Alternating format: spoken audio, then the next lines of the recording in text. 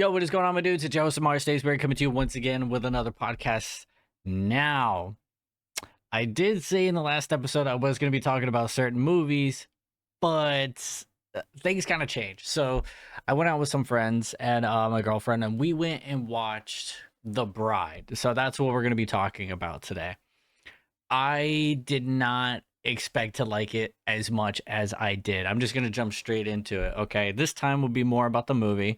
I know last time I was kind of all over the place, but that's because I haven't done a podcast in a while. So I was excited to just talk about new things and stuff. But yeah, we watched it. It was just spur of the moment plan that we made with some friends, and holy shit. Now, I'm not gonna lie, and before I get into like spoilers and stuff like that, I will say I went into this kind of blind. I watched the trailer like a long time ago at this point, but I don't fully remember it because I just got bad memory. So I forgot it, and I just know it was supposed to be a weird take, and I'm like, cool. The expectations were pretty high. Well, not pretty high, but like I know it's called The Bride, but we did have Christian Bale playing Frankenstein in this movie, so I was like, okay, an amazing actor. I wonder what's gonna transpire, because we have Jacob Elordi who played Frankenstein and just set the bar incredibly high. So I didn't know what we were actually going to be getting into, so I'm just like, shit, okay, let's try that out, let's see. And I've never seen The Bride of Frankenstein or the original Frankenstein. I'll go ahead and preface that. They've been on my list. I haven't seen them. I feel like I only want to watch those around Halloween time. I feel like it's just appropriate. So it's like I'm gonna wait until then to watch the OGs. And yeah, so I just knew this movie was supposed to be like a weird take, and I'm like, okay, because it was a very Bonnie and Clyde feel, at least from what I can remember. My first impressions of it is like, okay, this is gonna be interesting, to say the least. And then the reviews weren't looking so hot. This movie was very divisive, and that was another thing that was catching my interest. It was because either people really liked it or they really hated it, and so I was like, damn, this is interesting. Now, I'm kind of sometimes one of those people that their opinion gets influenced by another person, where if somebody I know and like trust, they're like, bro, this movie's complete ass, don't go watch it, it's so terrible. And then I look it up and then I see the reviews are not good, like it's just getting like just dumped on. I'm like, maybe I won't check it out. Like, I don't know. Sometimes I'll try to trust the public opinion here and there, and then sometimes I won't, because there's movies I've liked that just turned out didn't really do so hot or get very many good reviews, but I still really enjoy them for what they are. Now, this one was different because you were either or, and I think that makes movies much more interesting, because it's like, damn, it's really splitting people. So there's got to be something there, and yeah. So it had me curious. So we watched it. Fantastic. I absolutely loved it way more than I thought I would. In the beginning, I'm not gonna lie, because going in blind, I didn't really know what my expectations were like at all, other than, oh, it's just gonna be interesting. Now, in the beginning, I wasn't feeling it.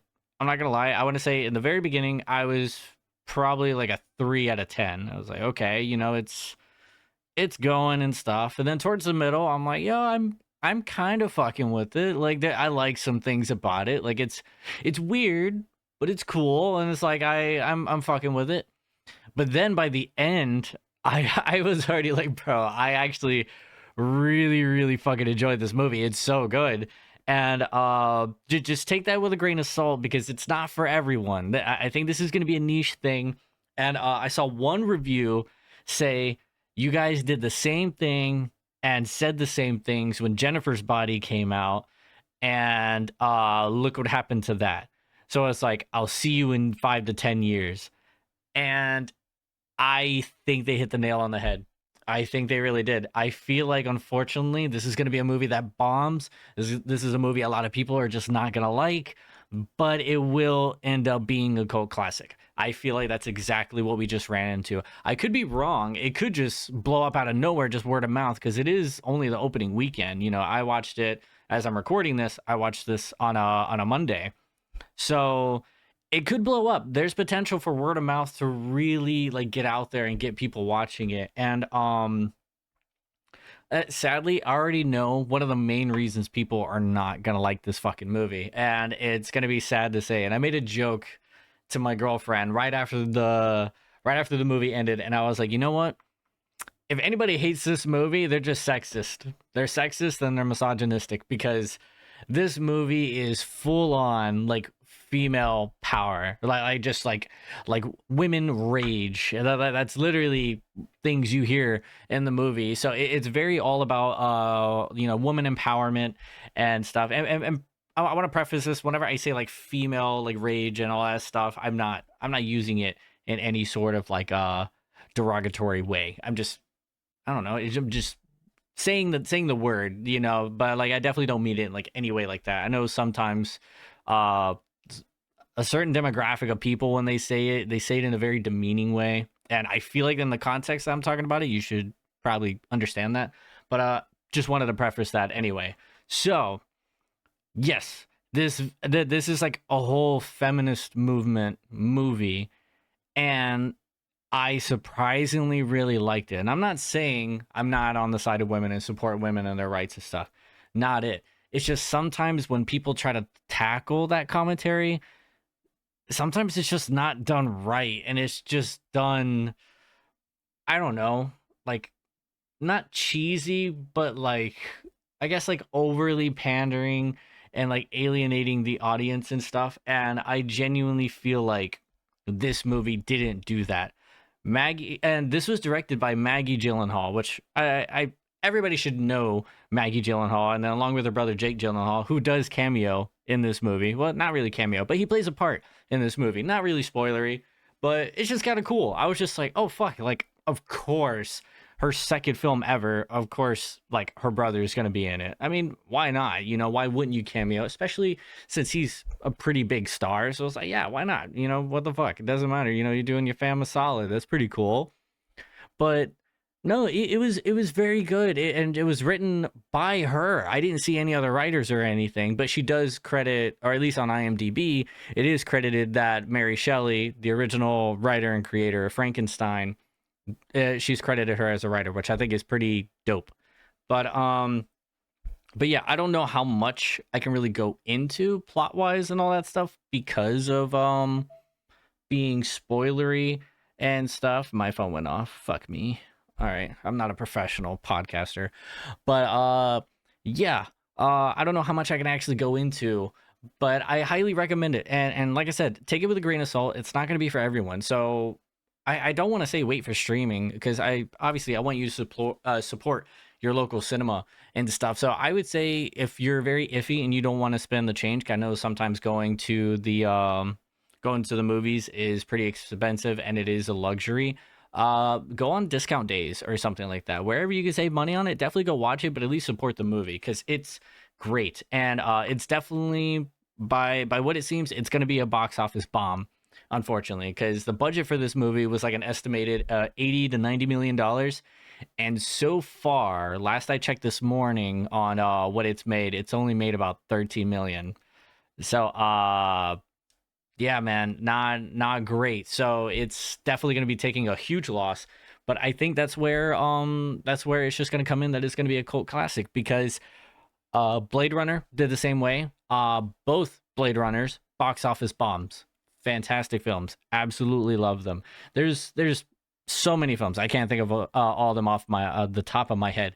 But yes, there are so many that just didn't do well in the box office, but afterwards when they came out and stuff, they did phenomenal. And nowadays we go by streaming numbers, and that means something. So I feel like the moment this hits streaming, I feel like it's going to see a bump in popularity as well, because once again, it is a bit of a luxury to go to the movies. I know not everybody can watch it, so perfectly fine, understandable. But it's just it is sad that the movie might suffer a bit. So if you're going to be one of those people that waits for it to come out on streaming, definitely watch it. It's only 2 hours. constantly felt like it was moving at a good pace. Like in my personal opinion, I really liked it. I really, really did. Dude, I had no idea I was gonna like it as much as I did, but genuinely, I cannot remember the actress's name. I do want to go ahead and pull that up, but she did. Wow. Even in the very beginning, when I wasn't feeling this movie, I'm not gonna lie, but I couldn't deny the star power that this woman had. That she was just killing it, man. Like she really, really was. What is her name? It was Jessie something. Jessie Buckley. Yes. She did phenomenal. I really like it. And I remembered her. I vaguely remembered her from A24's Men. Men was another weird fucking movie, dude. Holy shit. That was such a weird movie. The crazy shit going on in that. I don't know if it's a movie I'd watch again because I didn't particularly enjoy it. And that was another thing. There was definitely some social commentary in that movie, and I don't pretend to be a fucking know-it-all or anything. I'm just a fucking idiot on the internet.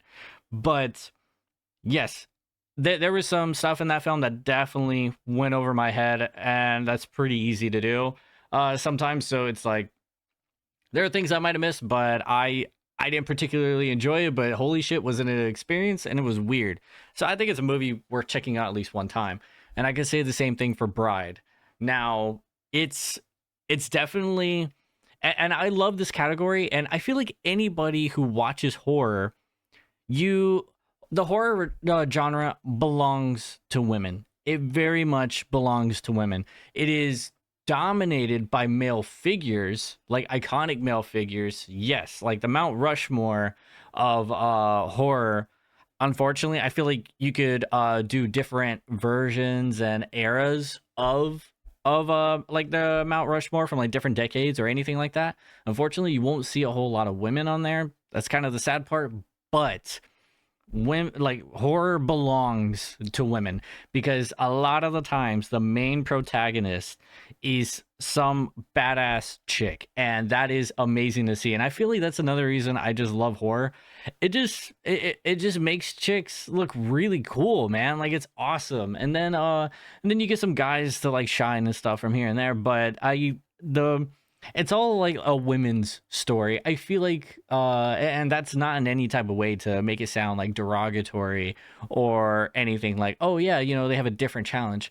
No, I just think those stories are just cooler because men do have like those exaggerated tales, like the Odyssey, you got the hero's journey, like Star Wars and all these other types of things. So yeah, you have those and they're awesome. Don't get me wrong. Love those because I am a fellow dude myself, but it's different. And I don't know, it's just very boots to ground, bad situation, back against the wall, working her way out to get to whatever the fuck her goal may be, whether it be survival, whether it be revenge, which is usually, I want to say, like the top two. Dude, it works. It's fucking awesome, and it's a whole genre in and of itself that I would say the term has definitely caught on within the last, I want to say, maybe 10 years or so. Is the good for her genre. I typed a list of movies I love from the good for her genre because I was like, I need to name some, but The Bride is definitely one of them, and we're gonna go into that exactly. And I'm not trying to be one of those virtual virtue signaling dudes or whatever, whereas like, oh yeah, like I'm a feminist as well and like all that. Like no, dude, I'm none of that performative male shit. I just picked up what was happening and I'm like, I love that. And thing is, we do need more guys like that speaking out about these types of things because yeah, man, I mean, unfortunately, like the type of society and stuff we lived in, it's usually male dominated, but the tides have been turning slowly, but they've been turning, but we can still do better. Now, I genuinely think Maggie Gyllenhaal pulled off something incredible, and I think she definitely deserves her flowers for that. And the same thing with Jessie and her performance, Jessie Buckley and her performance, because wow, it was incredible. I really, really loved it. I still can't believe it, but these are other movies that I highly recommend you watch if you haven't heard the term good for her, like, you know, that genre of horror itself, or just something to like pair with this to kind of be along those vibes. But the whole good for her, like I said, horror is filled with them. Okay, I got a list of I don't know how many, but I'm gonna go ahead and read them off to you. We got Lisa Frankenstein, The Witch, Pearl, X, Maxine, Companion, Carrie, the original, not the remake. The remake's fucking ass. Fresh, really dope movie. Scream, The Invisible Man, the one with I think her name is Kate Moss. Is it Kate Moss? I think it's Kate Moss. I talked about it on here. I can't fully remember, but I think it was like a 2020. It came out in the early 2020s. Fuck, that's so weird to say, dude. Holy shit. Jesus. You got The Craft, Hard Candy, Silence of the Lambs, Ready or Not, Midsummer, Jennifer's Body, Ex Machina, Teeth, bringing it back to fucking elementary and middle school days. If you guys have not seen Teeth, holy shit, that's a weird movie. Barbarian, Death Proof, Red Eye, that was Wes Craven's movie, R.I.P. to the legend, Evil Dead 2013, and the Alien series. Like Ripley, dude, and then you got Rain Carradine as well. So it's like you got a fuck ton of movies to choose from that are like good for her. So definitely check them out. And I have like all of them except The Thing I got hung up right here. That one, of course, like that's a man's journey, you know, into the unknown. But yeah, definitely check any of those movies out. You would love them. Now, God, I really don't know how to explain the plot without like spoiler territory. This is kind of the sad part, and you know, we're already like 17 minutes in. I think that's long enough. Hopefully I've kind of convinced somebody to probably check it out, but you know, I'm not trying to like super bat for this movie, but also kind of trying to bat for this movie because I did really enjoy it. But I think we're just gonna get into the spoilery territory. If there's nothing else I can really talk about, the effects were very well done. It's a period piece as well. It takes place, I believe, in the 1930s, so like Chicago, New York. It's pretty cool. Performances all around. The makeup is incredible. I love the look. This look is gonna be something that's iconic. I just know it. I know I'm gonna be seeing it everywhere on Halloween and stuff. So she's definitely going to be a huge thing, which I think is really cool. We had everybody dressing up like Lisa Frankenstein when that movie was coming out, and then now I feel like we're just going to be getting The Bride right now, which is really cool. And there's a big significance as to why this movie is called The Bride, and I'm going to get into that because I really want to talk about this point. But cinematography, everything. I want to preface this really quick, okay? A lot of people were, especially in the reviews that I saw on Letterboxd, which I want to talk about. God, I'm all over the place. I'm excited to talk about this movie, man. I really am. But reviews, IMDb, it's sitting at a 6 out of 10, and then on Letterboxd, it's a 3 out of 5. So that's kind of giving you an idea that it is kind of it's kind of down the middle, like pretty much. So it's definitely something. Like I said, not going to be for everyone, but it's definitely a film worth checking out at least. Now, I know I'm just been going all over the place and I'm saying a lot of uhs and ums, but this movie, I feel like, is what Joker 2 wanted to be.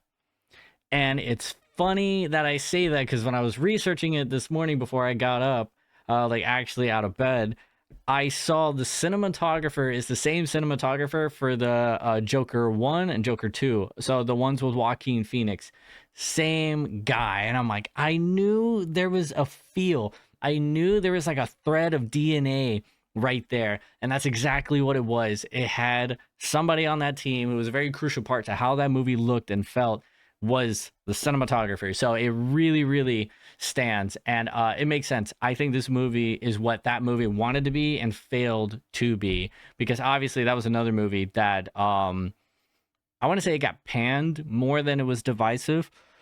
Yeah, because Joker 1, incredible. Joker 2, and I'm not gonna lie, I didn't watch it. That was one of those, I let the internet and word of mouth form an opinion and kind of steer me away from it.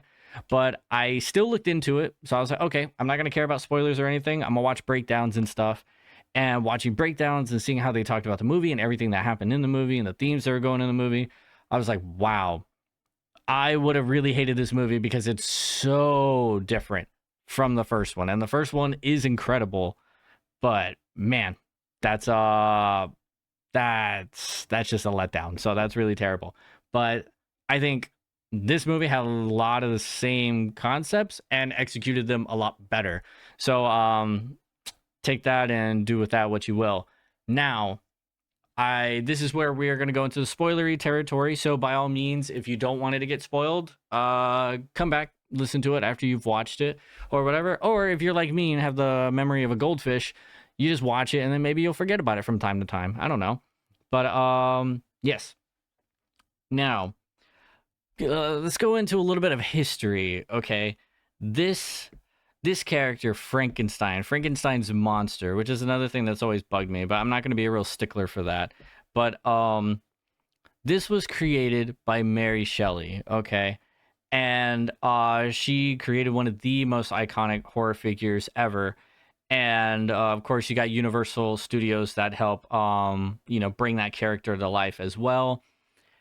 Now, it was a woman that created a man that also spawned men to create another figure for that man. It just goes to show. I feel like I might have a hard time explaining that. I'm explaining it differently, but yeah, she created this character.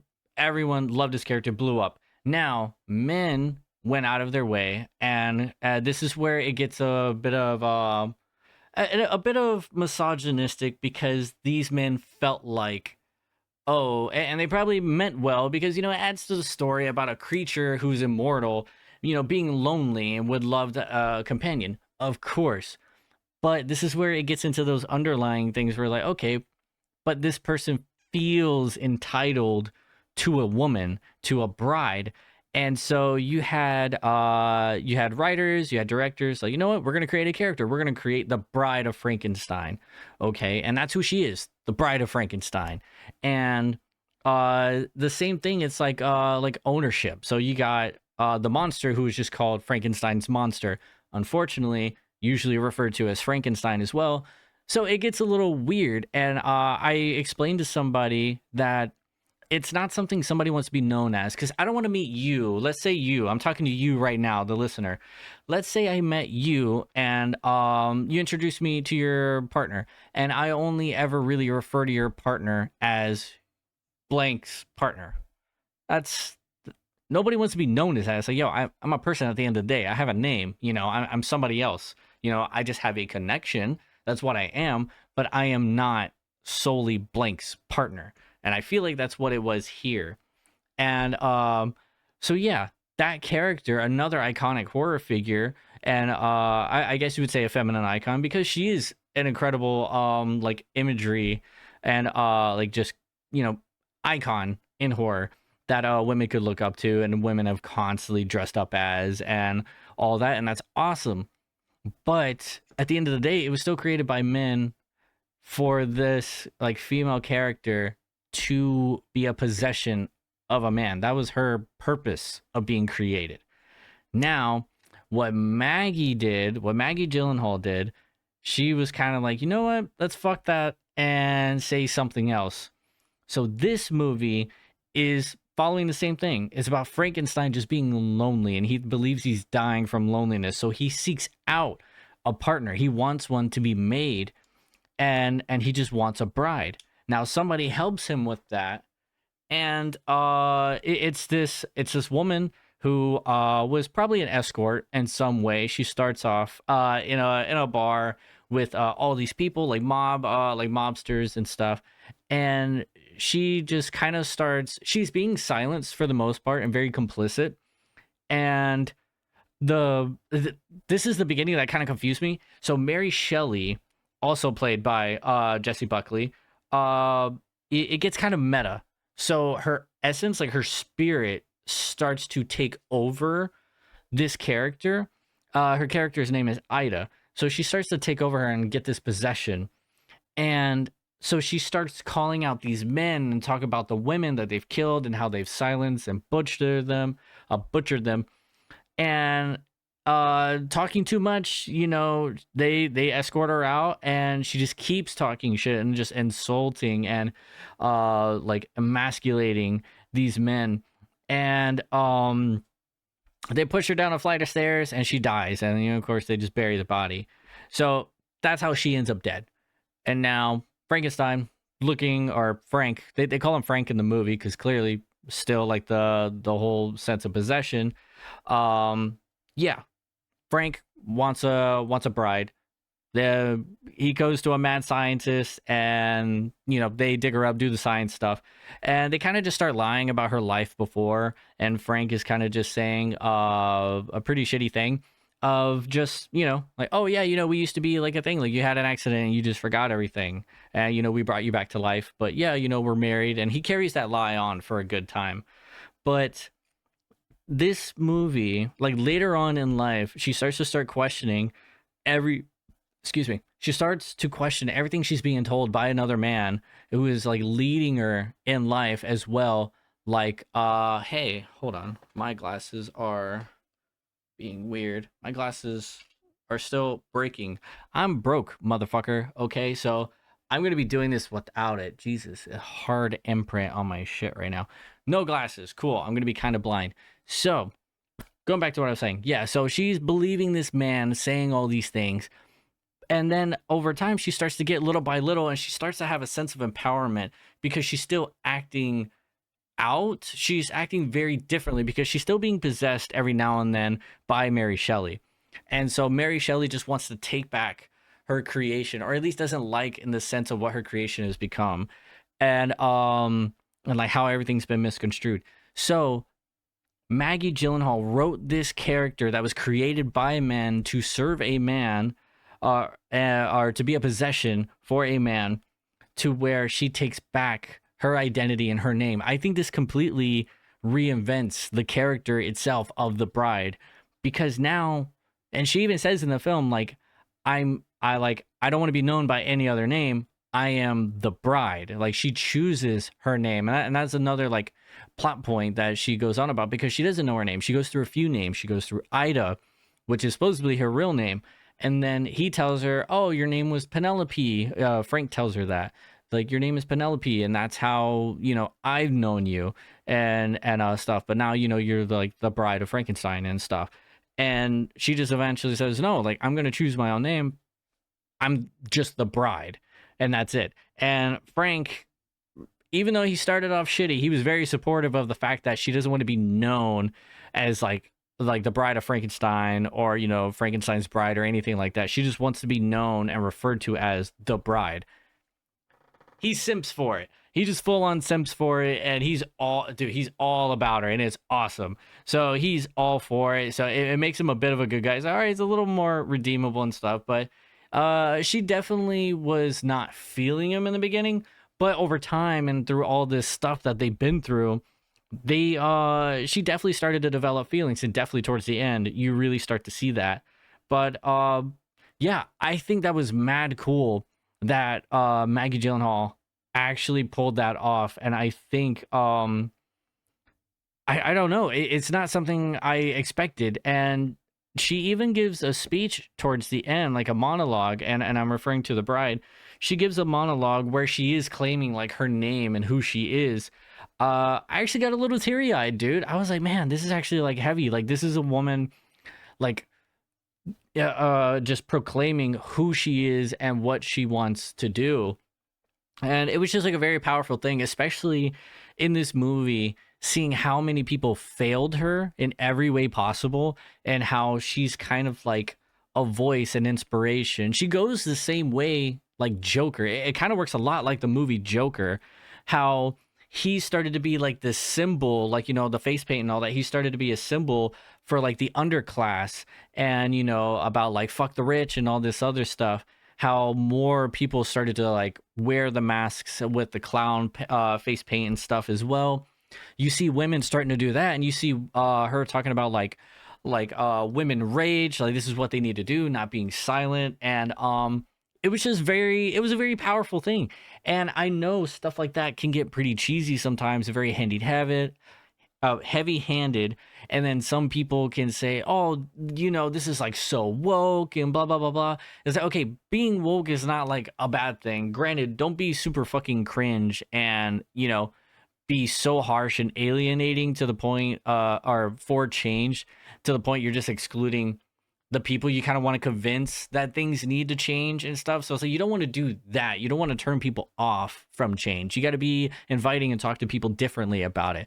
And I feel like this movie did that. I really, really liked it, even though this is a movie not meant for me. Very clearly not meant for me. This is meant to be a thing for women to speak out against assault, to speak out against, just being treated like, like a second-class citizen or just less than, or a possession of lust, and just use. It's definitely for those types of women who have been through these types of things to speak out and just claim ownership of yourself again. Regardless of what you've been through, you're still a person at the end of the day. And that is the whole point, is that you're more than everything else that's happened to you. You are more than everybody who's failed you along the way to trying to get better, to seek justice, anything along those lines. That's what you are. You're a woman first. You are not somebody else. You're a woman first, and you're all on the same team trying to do better, and you can all claim your own sense of identity and ownership and path in life. And this movie did just that, and I really liked it. I genuinely really, really liked it. So that's why I made the joke. I'm like, yo, if somebody doesn't like this movie, they're kind of low-key like sexist and misogynistic, because that's how it is. But it's a joke, not saying it is, but it would be like a little questionable, because I think this one's done very well and very tastefully, especially in such a weird movie, and with the concept itself of trying to tackle that sort of social commentary on, or like with horror, and with a character like the Bride of Frankenstein, which fucking up again. So now when I say the Bride of Frankenstein after watching this movie, it makes it feel like a little sour when I say it, because it's like, well, yeah, no, she's more than that. She's the bride. Like, that's what she is. She doesn't belong to Frankenstein. She's now just the bride. So I feel like this is a way, like, socially, like, she's doing that as well in the real world, of claiming that character as like, no, that's the bride. No, she doesn't want to be referred to as the Bride of Frankenstein, and I honestly think that's really cool. I genuinely do. And plus, the bride just sounds better, because of course we've had like, Kill Bill, where you've had the main character, the bride, and stuff. So it's like, fuck yeah, dude, it's fucking cool, man. Like, I don't know. I really fucks with it. I think this is incredible. I really, really liked it. And I'm not trying to harp too much. I'm not trying to be like a social justice warrior or anything like that. I know that's how I like may come across, but no, genuinely, this is what this is. And I just think it was a really, really dope fucking movie that I think a lot of people would love. And it's cute, man. It's fucking cute, and oddly sexy as well, which was, I don't know. This is definitely going to let people know things about themselves, because her look in this movie, because I never understood whenever seeing the imagery of like, the black lip stain, and like this going up here, like the black ink, and then she has some on her arms and stuff. It just looks very cool. And then seeing like one of her fingers are all black and stuff, but it turns out it was this type of like some sort of like goo or something like that was also used to reanimate her. And it just like whenever she like woke up, it kind of just spilled and just like stained her, and that's what it was. And I think it's really cool, because I always thought like, yo, is this like her makeup that she just wears the whole time and that's it? No, it's just some type of like stain from a chemical that was used to reanimate her and give her that look. And I love it. The little heart like on the Cupid's bow right here on the lips, and then just like the stain going up the cheek. I think it looks good, dude. I'm a sucker for like real imagery, like something super defining to a character. I'm a sucker for that type of shit. I think this is something that's definitely going to be iconic. This is going to be a makeup look we're going to be seeing tons of people do. It is definitely going to be one of those things.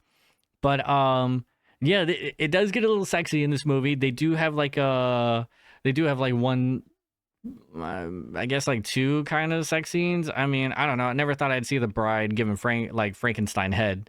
That's wild, you know. And so it's a little crazy there. But in time, whenever they do get more passionate and stuff, and I believe it's after she claims like her ownership of like her name and stuff, that they do finally get intimate and stuff. And and yeah, it was the, the detail. I don't know, it's so cool.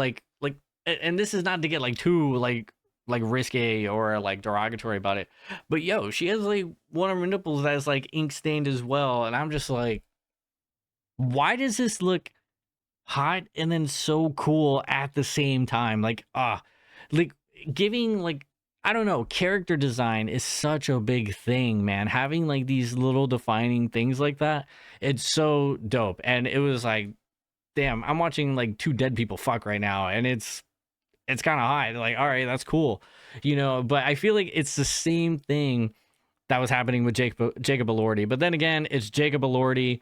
There's no hiding those eyes of his, or his height, or like his stature.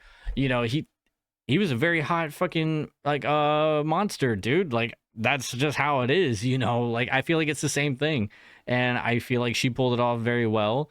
And obviously Christian Bale's Frankenstein not as hot as Jacob Elordi's, but it was still very enjoyable. He did a great performance. But dude, I want to say he was a good, I mean, because it's fucking Christian Bale. He's amazing. You know, he's a great actor. But on a scale 1 to 10, I want to say he was definitely like a 7 of just disappearing into that and just, you know, being cool and having so much fun with it and being extra. But she was definitely like a 10 out of 10, just phoning it in, especially with the possession moments, because that's when she would switch. It's kind of like a transatlantic accent, and then like a British accent as well. I'm not familiar with how Mary Shelley was, or like anything like that. I don't know the lore of Mary Shelley. I'm not gonna pretend to. So that's just me going that far. I just know her name, and then she wrote the book, created the character. That's it. But yeah, she was just doing great at all, switching back and forth between that like mad quickly in a scene, and just everything. Like, it was just really, really dope. And then they had some dance numbers in here as well. That's why I think this movie is just probably a way better version of Joker 2. Their chemistry was so good between the two. The gore is pretty gnarly in here. There's definitely more like blood than I expected, you know, like the kills and all that. It was pretty gnarly. Yeah, dude, they were, and I feel like I'm speed running this movie, because I'm only at like 38 minutes in, and I'm like, damn, I feel like I've already talked about everything I really wanted to talk about. But that was because that was the main point. But everything they did, the cinematography, the choreography as well, the actors. It took me a second to realize I think Penelope Cruz was in this movie as like a detective as well. And that was another thing. She even lets like them get away and kind of be together, because little by little she's investigating this whole thing while they're crossing like state lines and stuff. She's tracking all this, but she's she's not taken serious like at all any crime scene she goes to or anything like that.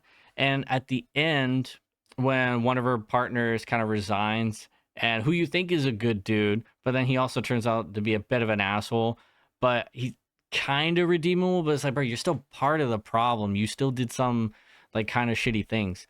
So it's like it's a bit of an issue. So nobody's like great, but you got Penelope Cruz's character who is then going to be a detective who starts calling the shots, and she kind of just lets them reanimate because they go out in a full-on Bonnie and Clyde situation, and she takes control of the crime scene, and then lets the scientist do her thing so that way they can be together. And it ends in a very cute way, and I genuinely think it's a movie I would watch again. Yeah, it was great. It was honestly really great. And then you see like the comeuppance, because you do see like the women start to once there start to be pictures in a magazine, in the papers, about them and how they killed somebody, and then what it means, and how women were starting to see it as like this like empowering icon. So they started to do the same thing. They started to dress kind of similarly to what she was dressed, because she just had like a regular I don't know, there's some sort of like regular dress, like it's like 30s stuff, but she like a little hint of like pinup. And then women started to do that. Women started to like do their hair a little similarly, or at least do a little more with their hair, wear like a bit of a sash or a veil, and then started doing the makeup as well. And then going around with guns, just blasting, talking about female rage, how they're women and like powerful. And it was creating like a whole movement, and it was so great to honestly see. And then at the end you see the mob boss who actually wanted her killed again, how he they get their comeuppance, the community of women, because he's killed a lot of women. And it's and he does this thing of just like, cutting out their tongues as well and having them buried and just wherever, and he keeps all the tongues as like souvenirs and shit. And I think what's really cool, another thing that gives like character design and imagery, is the bride. Obviously the whole point she was killed in the beginning was to silence her, and it was kind of a rushed job, so they didn't do the same things that they did normally with the women. But yeah, her tongue is stained black as well, and that oddly another thing that was actually kind of hot that I just didn't really expect. I'm like, it's kind of doing it for me, strangely enough. Never would have thought so. But yeah, so it's like it's definitely going to be something like people enjoy, but there's a lot of dark humor and stuff in here that I think is really really dope. But yeah, like her tongue being black, and I won't really know how to just full on, I guess, break that down, but I do think it's really cool that something that they normally do is removing the tongue. And she didn't lose hers, but a lot of times you can't see it because it is just full black because it's just being stained. And yeah, and his whole thing is like keeping like jars full of so many tongues. So crazy. But yeah, at the end of the movie, you got women that are like beating the shit out of him. They have him tied to a chair and they're like tattooing like with a fucking tattoo gun, which is insane. And these are probably not steady hand women, most likely, but they're just like tattooing, the heart on the lips, and then also like the makeup all right here. It was just really cool to see that type of comeuppance and stuff. It's like, yeah, dude, fuck that guy. So once again, this movie just falls in a good for her category, and I really really loved it. And I think that's exactly what horror is all about. I think this falls perfectly into the horror genre and what it's supposed to be, because it's horror was always used to talk about taboo topics and have social commentary. So horror is political as well. It's all about talking about these types of things. You get some people that just use it just to showcase like some like fucked up shit from time to time. Yeah, there are those bad apples, but for the most part, horror is used to talk about these topics, and a lot of time the best horror movies do have some social commentary in it, and you just got to be there to kind of, I guess, know about it, and like understand and like just look, underneath. You got to read in between the lines and understand like what the movie's really trying to say and stuff, which I think I covered that in my last movie as well. That's what they were trying to do with here, and I think this goes a few extra layers deep of trying to change real world significance around the character the bride as well. And I think it'll do just that, and I genuinely think this will have a pretty big cult following if it doesn't do well in the box office. And no, I think that's something like that women nowadays definitely need. So it's really cool. I think this is a horror movie definitely for women, and it's it's fantastic, and I highly recommend it. And if there's just people out there who just really don't enjoy it, I mean, there's definitely some things that could be seen wrong with it in some sense. Like it is weird. It is a bit of a weird movie, and like it's like a jumbling of these different things, but I think it's a very cute, sort of romantic movie. It definitely has its moments. Like they go to the movies often. Like this dude is constantly taking her to the movies. I'm 100% gonna be that guy. If I died and got reanimated, you bet your ass I'm still going to the fucking movies, dude. This dude was literally watching like the same movie like six times a week or something like that. I think it was said in the movies whenever they started to try to figure out the pattern of like who the people are and stuff. He would take her to the movies. Whenever they were traveling and stuff, they still went to find another movie theater. Like these, they're cinephiles, dude. 100%. Anytime they were crossing lines and the detectives trying to catch up, the detectives thinking, all right, what's the closest movie theater? Because that's exactly where the fuck these people are gonna go. And then they were at a drive-in theater and stuff. So they just constantly love movies. And you know what? We all love movies, man. That's the whole point. That's why we're here. That's what we're talking about. You know, that's life is a movie. It's just a matter of, is it great? Is it gonna be good? What are you gonna do? What's your journey? All that stuff. What's your point A, point B, and what's all the stuff in between? So that's exactly what that is. But no, I genuinely really want people to watch this, and it's sad. I know some people aren't going to enjoy it as much as I did, and that sucks when you really enjoy a movie. But it is what it is. You know, it's just part of the deal. But I really hope you guys check it out, and by all means, hit me up. Let me know like how you felt about it, because I love hearing the feedback and everything. So follow me on the socials, at LamarStaysWeird. I'm not trying to like end this like too soon, but I genuinely feel like that's a lot of the things I could talk about. But God, dude, I want to watch it again. Honestly, I really liked it. I really didn't think I would. And I asked my girlfriend, I was like, "Yo, would you want to get a poster of the bride?" And she was like, "Motherfucker, our house is not turning into a movie theater because I already got enough posters as it is." And she's like, "Yeah, no, we're not gonna do that." And I'm just like, "All right, fine," but I really liked it. So I don't know. It's one of those things. Like hopefully, one day, I don't know, if we end up watching it again and I decide, yo, I really liked it, I really want that movie. So yeah, definitely check it out. Let me know what you think. Like I said, it's weird. That's another thing. It falls into the weird girl movie category, which honestly a lot of the movies I already named could probably go in there as well. Um, like with the good for her list that I gave earlier, I think there's plenty of them. My girlfriend showed me another movie that was a weird girl movie. It was called May. I'm not gonna lie, I think it's like an early 2000s movie.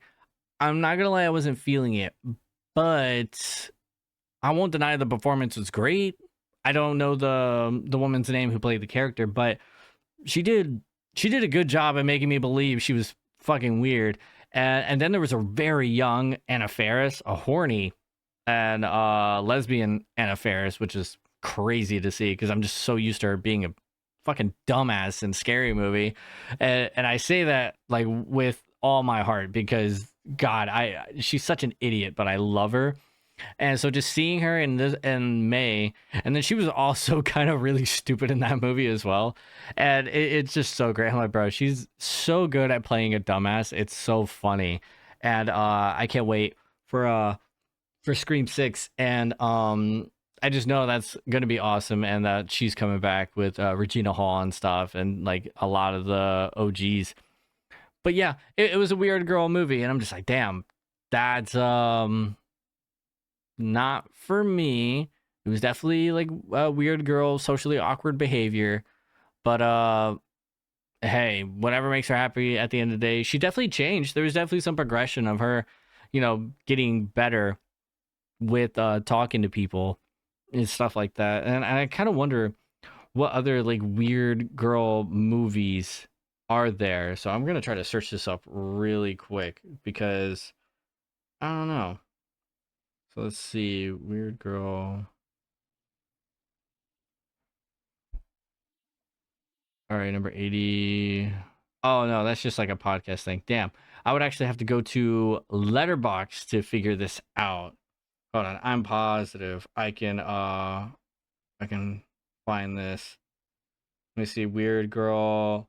Yeah, so Weird Girl list. So you got Beetlejuice, Coraline, The Craft, 13, Matilda. I don't know about Matilda. May, Raw, Adam's Family. That's kind of a giveaway. Heather's would definitely count. Ginger Snaps. The sisters were definitely weird. So yes, I would definitely say that. And that was for before Jennifer's Body, and obviously Jennifer's Body took a lot of inspiration from Ginger Snaps, which is great. They're both great films in and of itself. But obviously, I'm more Jennifer's Body. But I did tell my girlfriend it's a little I don't fully know to count Jennifer's Body in the Weird Girl movies because it's Megan Fox who is like I guess like in her prime where she was really out there in social media where she was taking over, Hollywood. So it was like she was really hot like then.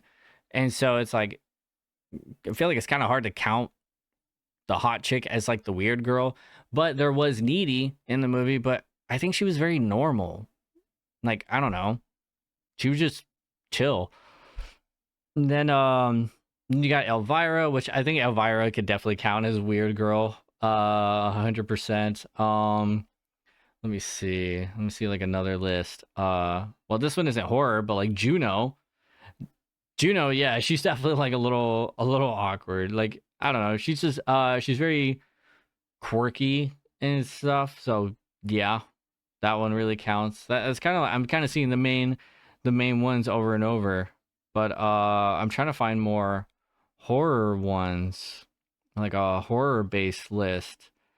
And let's see, Carrie, Teeth, American Mary. Haven't seen it. My girlfriend's recommended it a lot. That one I think is also on the good for her category as well. I was just listing ones I've named and stuff. Love Lies Bleeding. I haven't watched that one, but that one's definitely on my list. Poor Things. This is another thing a lot of people were trying to compare is I guess like a worse Poor Things, but Poor Things itself was good. It was definitely a weird movie, and I loved how creative it was. I feel like I liked the presentation way more than the movie itself. But no, I still think it's really good. But I enjoyed The Bride more than I did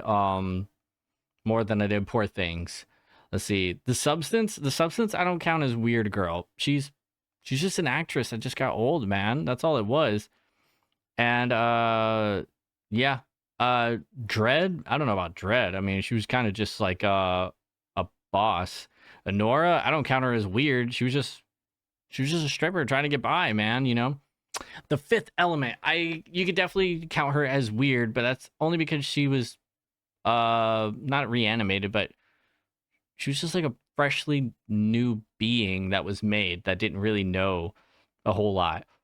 Misery definitely counts. Homegirl was weird. She was very obsessive. So yeah, totally when it comes to that one. Weapons, you got the weird grandma in there, so kinda yeah. But yeah, there's like a good list. I've named plenty of movies for you guys to check out, so I highly recommend any of those. And by all means, if you've seen them, what's your favorite weird girl movie? What's your favorite good for her movie? I would really like to know. Hit me up on any socials to really do that, or comment on the videos or anything, because hell yeah, man. It's a great conversation. Like I said, women just run horror, and I think Maggie Gyllenhaal did a great job. And for her second film, this is pretty great. I don't know what the first one is, but she did a really good job tackling horror for her sophomore entry. So I'm looking forward to it. I don't know a whole lot of movies I've seen her in. I feel like I mainly know her from like The Secretary and the Batman movies, like Christopher Nolan, where she was in there. But that's about it. It's not ringing a bell for me where else I've definitely seen her in. But I mean, hey, I don't know. But I will definitely be keeping an eye out on what she's doing in the future, because this was great. Her writing and directing this, she did a great job, and I'm really looking forward to see what else she's going to be doing. And I just want to say, in light of watching this movie right after International Women's Day, that I give you guys a bit of a fortune that's going to be more focused around women. But I just want to say, the woman you are becoming is worth the silence you broke. Do with that what you will, ladies and gentlemen. Mainly the ladies out there, and anybody else in between. Do with that what you will. But until next time, be excellent, be kind, subscribe to the channel.